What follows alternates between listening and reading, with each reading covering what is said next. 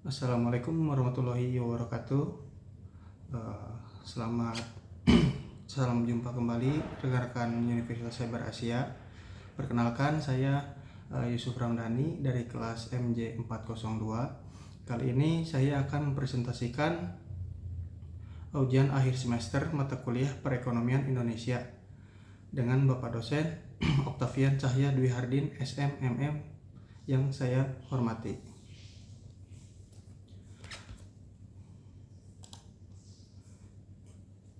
Kali ini saya akan mempresentasikan dampak tahun politik terhadap ekonomi Indonesia. Deklarasi Partai Nasdem untuk mencalonkan Anies Baswedan sebagai calon presiden Pilpres 2024 pada Senin 3 Oktober 2022 menandakan bahwa kita saat ini sudah memasuki tahun-tahun politik menjelang perhelatan pesta demokrasi terbesar ketiga di dunia. Pesta demokrasi tersebut merupakan momen penting yang menentukan masa depan Indonesia. Pemilu 2024 yang terlaksana dengan bebas, jujur, damai, dan minim polarisasi menjadi salah satu faktor penting terwujudnya potensi terbesar Indonesia menjadi ekonomi terbesar ketujuh di dunia pada 2030. Sebaliknya, pelaksanaan pemilu 2024 yang integrasinya dipertanyaan dan diwarnai peningkatan polarisasi masyarakat dapat melahirkan ketidakstabilan politik yang menurunkan prospek Indonesia menghindari middle income trap untuk menjadi negara maju. Profesor Bambang Brojonegoro saat menjabat kepala Bappenas pada 2017 menyatakan bahwa agar Indonesia bisa menjadi negara maju dan besar pada usia 100 tahun, maka stabilitas politik dan keamanan harus dijaga. Stabilitas politik dan pertumbuhan ekonomi memang mempunyai saling keterkaitan yang mendalam. Berdasarkan penelitiannya, ahli ekonomi politik terkemuka di Harvard University, Alberto Alesina, 1996, memang ditemukan bahwa ketidakstabilan politik mengurangi pertumbuhan ekonomi. Lebih lanjut, hasil penelitian tersebut juga mendukung teori bahwa apa yang sangat berbahaya untuk pertumbuhan ekonomi adalah polarisasi dalam masyarakat dan dalam arena politik yang mengarah kepada perubahan arah politik secara signifikan. Terjadinya polarisasi dalam masyarakat dengan kata lain tidak hanya mempunyai implikasi terhadap rusaknya serat-serat pemersatu masyarakat, tetapi juga berdampak negatif terhadap ekonomi. Bagi Indonesia, hal ini harus diwaspadai karena dengan struktur masyarakat yang sangat majemuk, terjadinya polarisasi dalam masyarakat yang berkepanjangan dapat mengancam kelangsungan negara. Indonesia saat ini mempunyai posisi yang cukup baik secara ekonomi jika dibandingkan dengan negara-negara emerging market lain. Tingkat inflasi misalnya, Bank Indonesia memprediksi inflasi tahun 2022 bisa tembus 6,5% pasca kenaikan BBM beberapa pekan yang lalu. Meskipun jauh lebih tinggi dari target BI sebesar 3% plus minus 1%, namun prediksi tingkat inflasi tersebut tetap lebih baik dari tingkat inflasi di negara emerging market dan developing economies yang diprediksi oleh International Monetary Fund atau IMF akan mencapai 9,9% pada tahun 2022. Begitu juga dengan tingkat pertumbuhan Gross Domestic Product atau GDP Indonesia yang diprediksi mencapai 5,3% pada 2022. Lebih baik dari emerging market and developing economies yang diprediksi hanya tumbuh 3,7%.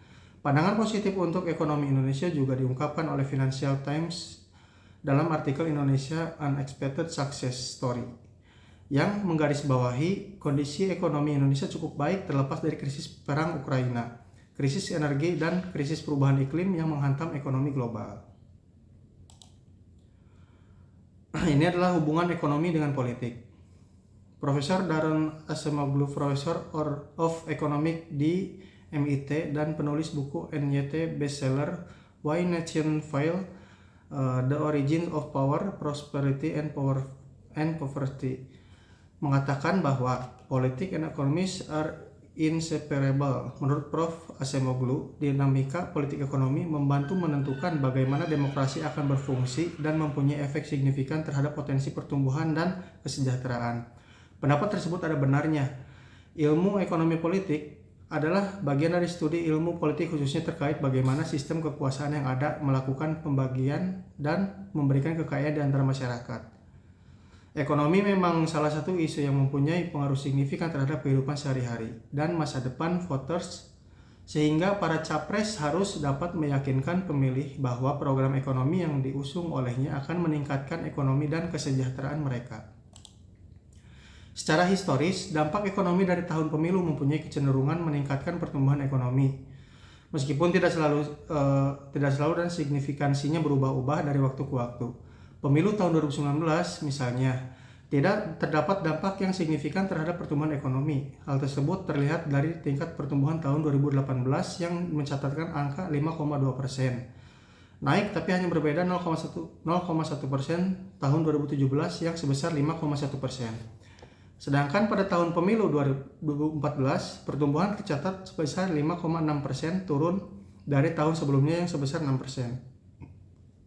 Selanjutnya pada tahun politik pemilu sebelumnya, yaitu 2008, tercatat kenaikan pertumbuhan yang cukup tinggi, yaitu 7,4% pada 2008, naik dari 6,3% pada 2007. Meskipun dampak pemilu terhadap pertumbuhan masih tidak signifikan, namun pelaksanaan pemilu 2024 diprediksi cukup mampu mempengaruhi perilaku konsumsi dan jumlah uang beredar dalam jangka pendek. Pada pelaksanaan pemilu diprediksi akan terjadi peningkatan konsumsi dan jumlah uang beredar karena adanya biaya politik yang harus dikeluarkan calon legislator, calon presiden, dan juga partai politik dalam kontestasi di pemilu tersebut. Dampak pemilu tersebut dapat dilihat dari peningkatan pengeluaran konsumsi lembaga non-profit rumah tangga. Pada pemilu 2019, misalnya LNPRT tercatat tumbuh 16,93% pada kuartal 1/2019, jauh lebih tinggi dari kuartal I/2018 yang hanya tumbuh 8,10%. Dampak ekonomi terbesar dari pemilu 2024 akan datang dari berbagai perubahan kebijakan yang akan dilahirkan dari hasil kontestasi tersebut.